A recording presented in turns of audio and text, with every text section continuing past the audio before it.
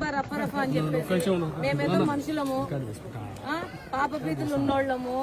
ఒకరిని కొడితే వాళ్ళకి దెబ్బ వస్తుంది, మన చేతికి కూడా దెబ్బ తగులుతుంది. మనం ఒకరిని కొడితే వాళ్ళ చంపే కాదు, మన చేయి కూడా నొప్పి వస్తుంది. కాబట్టి మనకు మనుషుల బాధ నొప్పి అనేది తెలుసు. మేము ఏం ఆ మాట అనము, అవసరం లేదు. ఆ పాపము, ఆ విజయము, ఆ శౌర్యము వాళ్ళనే చూయించుకోమని చెప్పు.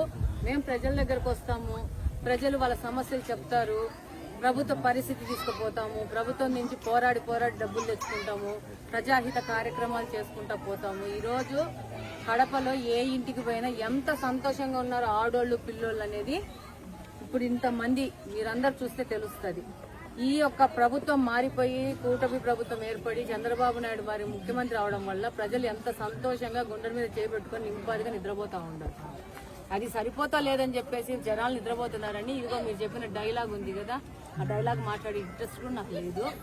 సారీ, ఏదో ప్రజలు అవకాశం ఇచ్చినారు, అవకాశాన్ని సద్వినియోగపరుచుకుంటూ ప్రజలకు ఎంత కుదిరితే అంత కుదిరిన దానికంటే ఎక్కువ కష్టపడి పని చేయడానికి ముందుకు వస్తాం తప్పితే వాళ్ళ మీద కామెంట్.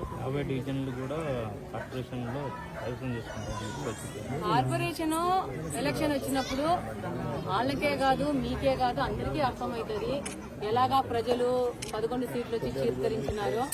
ఇక్కడ కూడా అదే జరుగుతుంది. డెఫినెట్ గా ఎప్పటికైనా కానీ ప్రేమ విజయం సాధిస్తుంది కానీ ద్వేషం సాధించదు, అతి సాధించదు. అది నిరూపమే. ఈరోజు 2024లో చంద్రబాబు నాయుడు 164 సీట్లతో గెలిపించేసి మాకు శాంతియుతమైన సురక్షితమైన అభివృద్ధికరమైన ఆంధ్రప్రదేశ్ కావాలా అని చెప్పేసి ఇక్కడ మార్పు కావాలా, ఈ యొక్క రౌడీజము మాకు వద్దు అని చెప్పి కడపలో కూడా ఒక చారిత్రాత్మకంగా తీర్పు ఇచ్చారు. వాళ్ళు ఇచ్చిన తీర్పు ప్రకారం వాళ్ళ ఆశల అనుగుణంగా మా సాయ శక్తుల పనిచేసేసి కడప ప్రజలకు సేవ చేస్తారు.